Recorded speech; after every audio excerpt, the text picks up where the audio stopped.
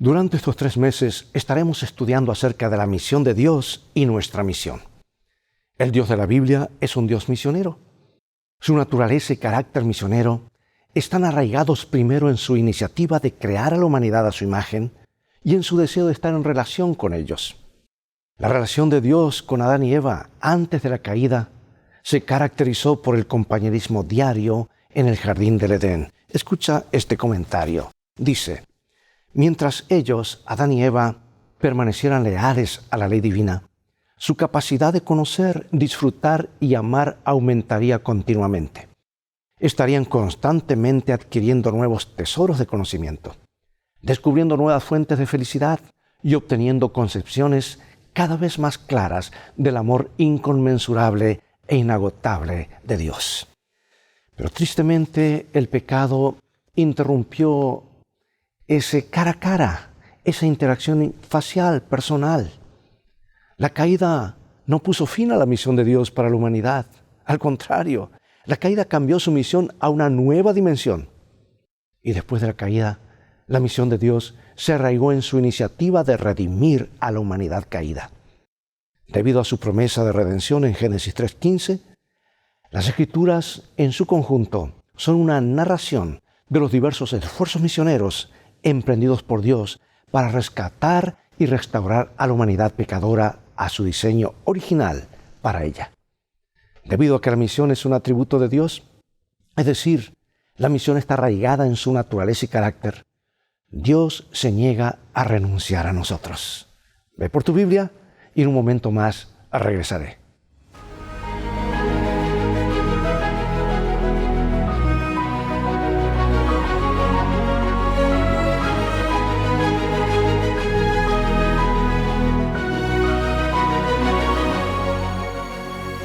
Comencemos con este versículo. Pero Dios, el Señor, llamó al hombre y le dijo: ¿dónde estás? La misión encuentra su origen y su finalidad únicamente en Dios.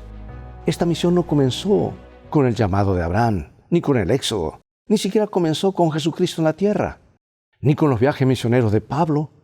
Esta misión comenzó con Dios mismo cuando trajo a la existencia el universo y luego creó la humanidad. En las Escrituras vemos a un Dios que intencionadamente se acerca a sus hijos y desea estar con ellos. Desde el principio establece una relación con Adán y con Eva. Aún después de la entrada del pecado, Él continúa con su misión.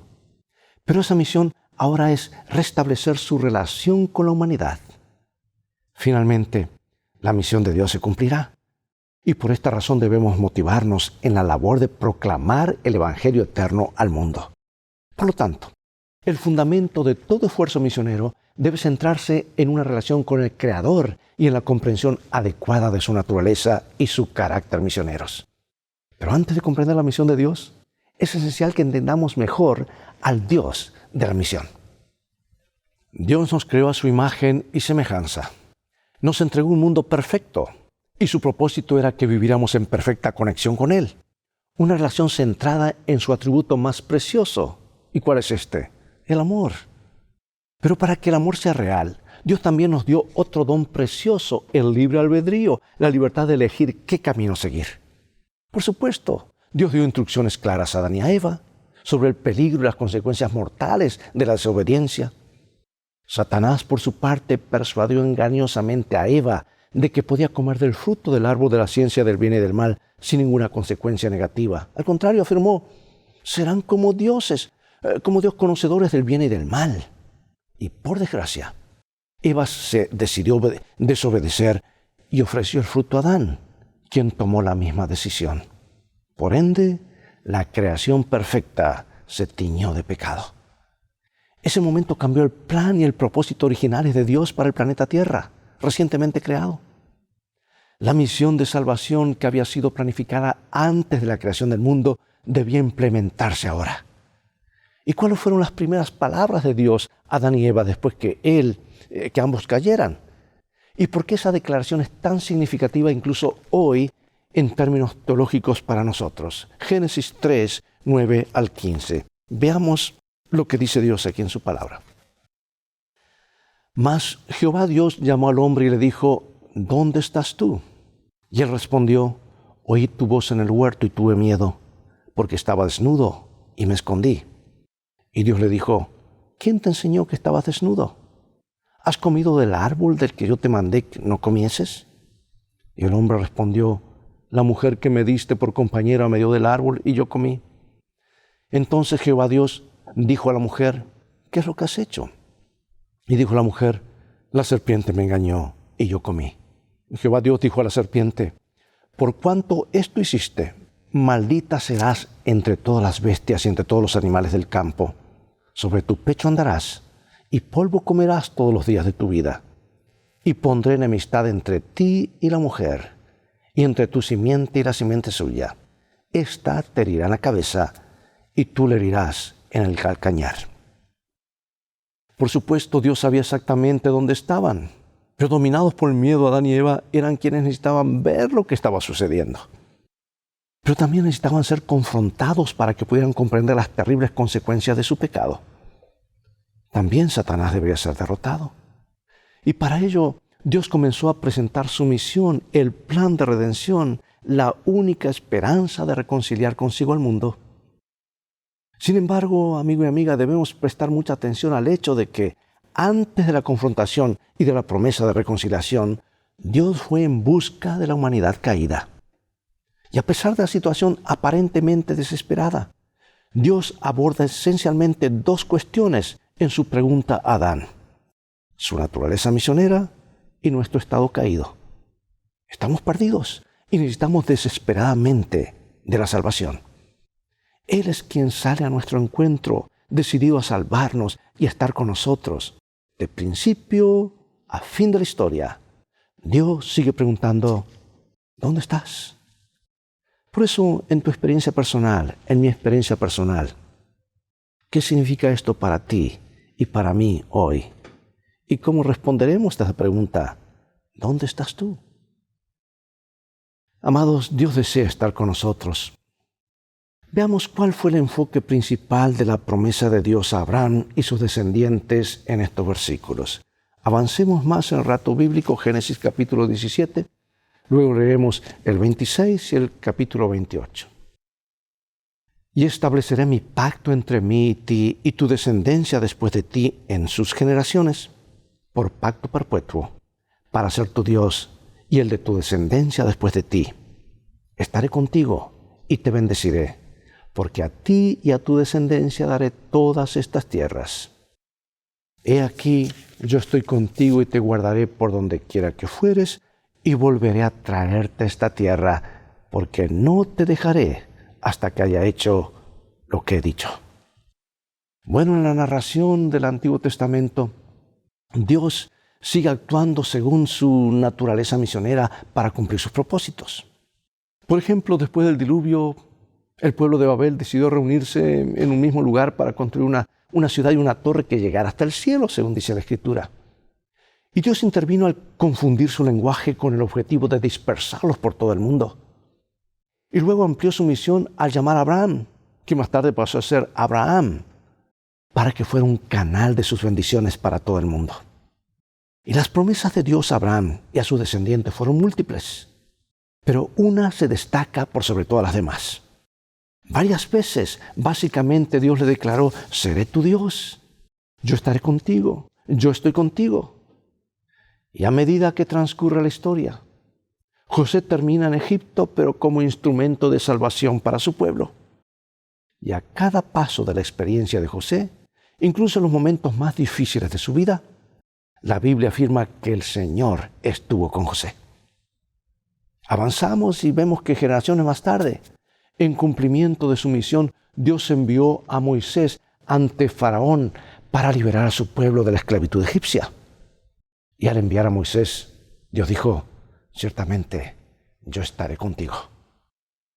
¿Sabes? Una y otra vez, Jehová confirmó su profundo deseo de estar con su pueblo. Y ese era uno de los principales propósitos del santuario del Antiguo Testamento. ¿Recuerdas Éxodo capítulo 29? Dice: allí me reuniré con los hijos de Israel, y el lugar será santificado con mi gloria. Y habitaré entre los hijos de Israel, y seré su Dios. Así que Dios decidió estar con sus hijos de una manera diferente. Confirmó a Moisés su anhelo de morar entre los hijos de Israel mediante la construcción del tabernáculo y el establecimiento de un sistema muy deliberado y lleno de propósito, que apuntaría al instrumento definitivo de su misión, que era o es Jesucristo. Leo de mi autora favorita, dice: las ofrendas de los sacrificios y el sacerdocio del sistema judaico estaban constituidos para representar la muerte y la obra mediadora de Cristo. Todas estas ceremonias estaban desprovistas de significado. No tenía virtud alguna, excepto en lo que se referían a Cristo. Por eso cabe la pregunta: ¿cómo experimentas la presencia de Dios en tu vida cada día, sabiendo que Dios ha prometido: yo estoy contigo, no te dejaré, yo estoy a tu lado? Hermano y hermana, Él es el Dios que se hizo uno con nosotros. El Antiguo Testamento presenta la manera en que el Creador comenzó a implementar un plan mediante un pueblo que debía representar su naturaleza y su propósito ante el mundo. Todo lo que Dios hizo fue conforme a su estrategia misionera. Y por medio de Isaías, el profeta Isaías, Dios dijo: yo soy Dios y no hay otro, nada hay semejante a mí, que anuncio el fin desde el principio, que digo, mis planes se cumplirán y hago todo lo que deseo. Sin embargo, en el Nuevo Testamento, el deseo de Dios es estar con la humanidad como siempre lo ha sido, pero aquí adquiere una nueva dimensión, porque mediante la encarnación de Cristo, lo que era solo una promesa en el jardín del Edén, ahora se convierte en realidad. Dios con nosotros, o sea, Emmanuel, lo dice Mateo al describir su encarnación y nacimiento.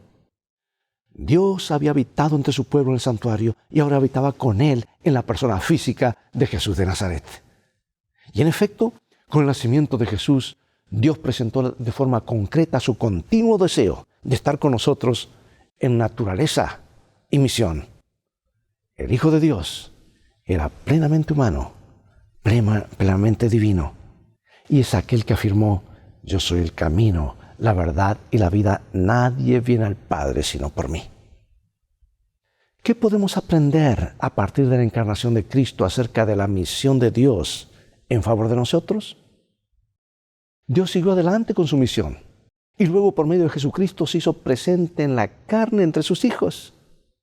Como dice el texto, el unigénito del Padre, lleno de gracia y de verdad, cumplió las profecías del Antiguo Testamento y según el plan divino se hizo uno con nosotros.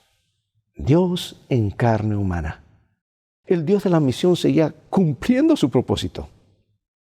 Piensa, amigo y amiga, en lo que significa que el amor de Dios por nosotros sea tan grande como para venir a nosotros en nuestra propia humanidad.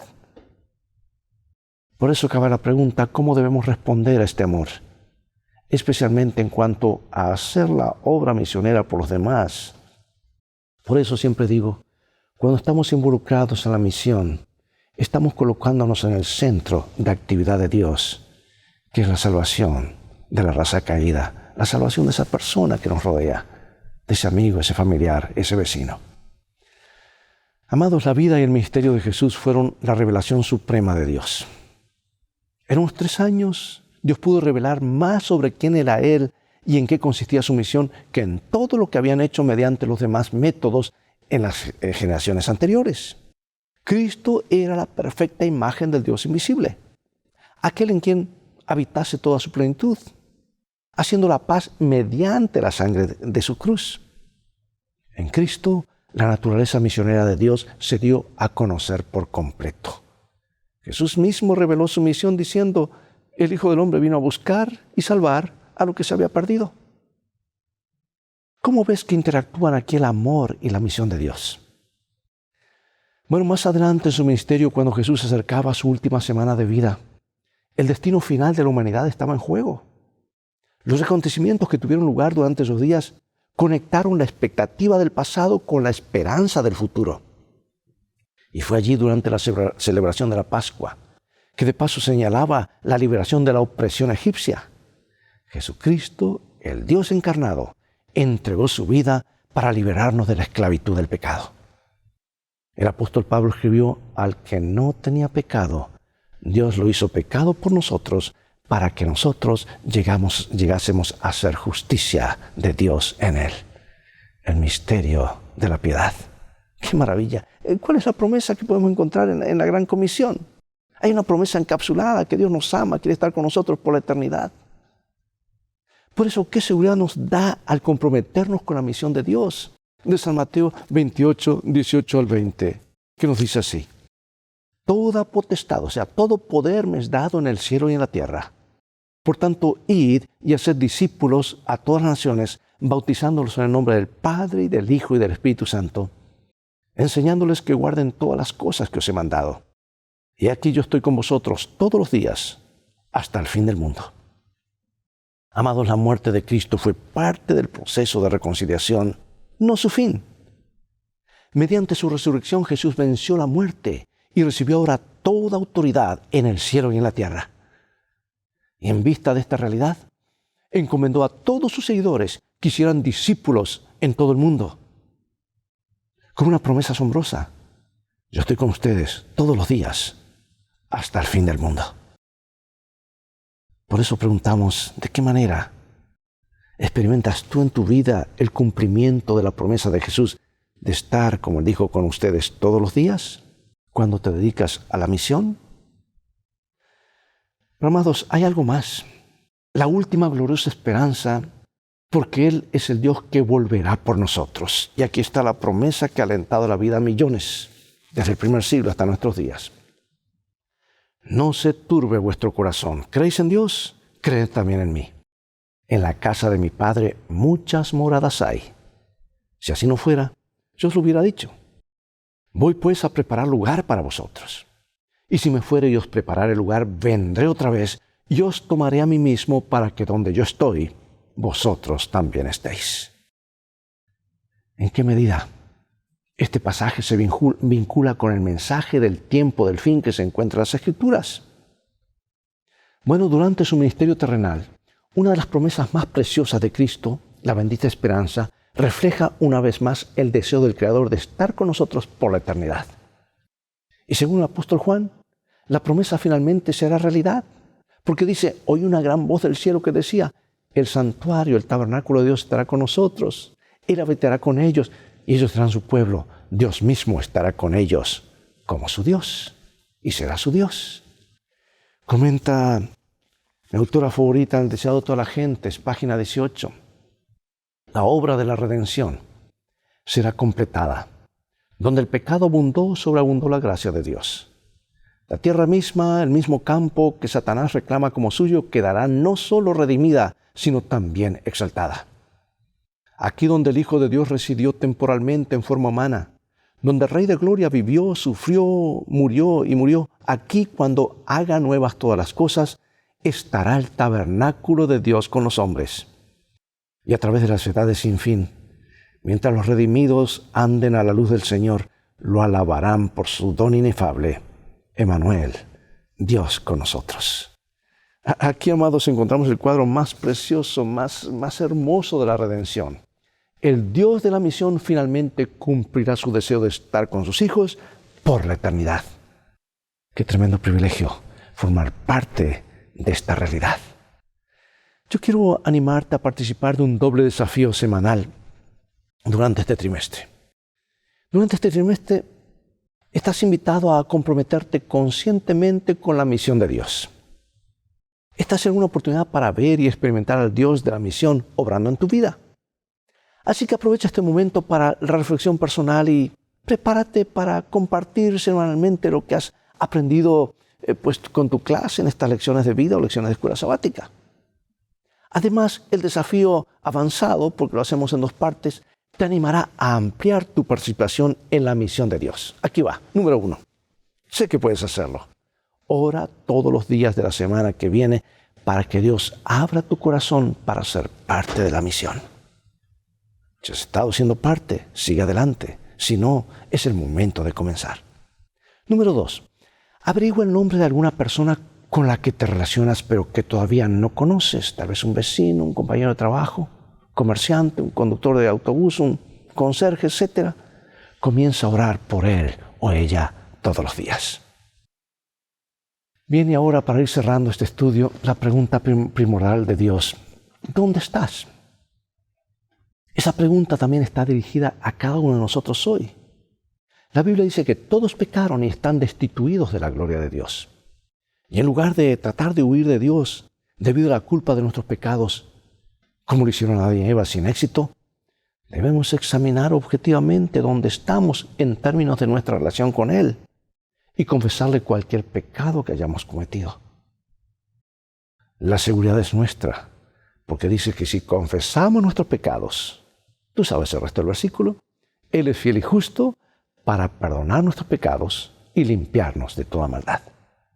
Sin esta seguridad realmente no podríamos cambiar el rumbo de nuestra vida espiritual, porque todo intento de cubrir nuestra propia desnudez ante Dios es tan imprudente como fue el intento de Adán y Eva de cubrir su desnudez con hojas de higuera. Cualquier solución diseñada humanamente para enfrentar el pecado y la culpa es completamente inadecuada e inútil. Las hojas de parra de nuestras buenas obras, de nuestra reputación y títulos de la iglesia no son suficientes como cobertura espiritual. No, solo Dios puede proporcionarnos la cobertura espiritual adecuada. La única solución duradera es la cobertura que Él nos ofrece a través de Jesús. Dios no cubre nuestro pecado y culpa. Primero nos lo quita y luego nos cubre con la justicia de Cristo. Así como Dios salió a buscar a Adán y Eva, también nos busca a nosotros. No para castigarnos, sino para ofrecernos reconciliación con el fin de salvarnos del juicio que merecen nuestros pecados. Y ahora finalizo con estas dos citas inspiradas y vuelvo a repetir de mi autora favorita. Me encanta la forma tan fresca, tan clara, tan directa que habla y dice así. El plan de nuestra redención no fue una reflexión ulterior, un plan formulado después de la caída de Adán. Fue una revelación del misterio que por tiempos eternos fue guardado en silencio. Fue una manifestación de los principios que desde las edades eternas habían sido el fundamento del trono de Dios. Desde el principio, Dios y Cristo sabían de la apostasía de Satanás y de la caída del hombre por causa del poder seductor del apóstata. Dios no ordenó que el pecado existiese, sino que previó su existencia e hizo provisión para enfrentar la terrible emergencia. Tan grande fue su amor por el mundo que se comprometió a dar a su Hijo unigénito para que todo aquel que en Él cree no se pierda, mas tenga vida eterna. Y ahora del libro Los Hechos de los Apóstoles, dice: Cristo no dijo a sus discípulos que su trabajo sería fácil, pero no se los dejaría luchar solos. Les aseguró que Él estaría con ellos y que si ellos avanzaban con fe, estarían bajo el escudo de la omnipotencia. Mientras obedecieran sus palabras y trabajasen en comunión con Él, no podrían fracasar. Vayan a todas las naciones, les ordenó. Vayan a las partes más alejadas del globo habitable y estén seguros de que aún allí mi presencia estará con ustedes. Trabajen con fe y confianza, porque yo no los olvidaré nunca. Estaré siempre con ustedes, ayudándoles a realizar y cumplir vuestro deber, guiándolos, alentándolos, santificándolos, sosteniéndoles y dándoles éxito en hablar palabras que llamen la atención de otros al cielo. Piensa en lo que significa que Dios mismo, en la persona de Jesús, viniera a este mundo para salvarnos. Cristo en la cruz fue la máxima manifestación de Dios como un Dios misionero. Por eso, ¿qué nos dice esto acerca de su carácter? Amados, la misión pertenece a Dios. Por lo tanto, Él habilitará y capacitará a las personas para la tarea. Y a la luz de esta realidad, cuando te enfrentas a los desafíos de la evangelización mundial, porque son grandes desafíos, ¿cómo puedes hacer frente a los sentimientos y las actitudes de incapacidad o miedo? Acompáñame en oración. Nuestro Padre Celestial, gracias te damos porque no nos dejaste abandonados, sino que tu misión fue rescatarnos. Y diste, oh Dios, lo mejor que el cielo tenía, a tu único Hijo. Y el Hijo se dio a sí mismo. Y hoy el Espíritu Santo está en todo lugar como su representante. Gracias por todo lo que hiciste, lo que estás haciendo y lo que harás por cada uno de nosotros. No podemos hacer otra cosa sino comprometernos y ser parte de esta gran misión, la gran comisión de restaurar la verdad de Jesús, su carácter en la vida de las personas, para que este paréntesis, dolor y sufrimiento se cierre para siempre y regresemos a esa eternidad que quedó trunca por los engaños del enemigo, porque sabemos que ese es nuestro destino. Para eso fuimos creados, no para este mundo, sino para estar contigo para siempre. Que tu propósito se cumpla en nosotros, en nuestras vidas, en nuestras familias, en nuestra iglesia. En el nombre de Jesús oramos. Amén. Bien, amigos, es todo el tiempo que tenemos por hoy. Llegó el momento de despedirnos. Será hasta el próximo programa de la serie Lecciones de Vida o Lecciones de Escuela Sabática. Invita a otros a sintonizar este canal y transfórmate tú mismo en un canal de bendiciones. Mientras tanto, Dios te bendiga y recuerda, tú vales mucho para Jesús. Él te ama más de lo que puedes imaginar. Y en el viaje de la vida en el cual todos vamos, las cosas van a terminar bien si haces de la Biblia tu GPS y a Jesús como tu guía. Maranata.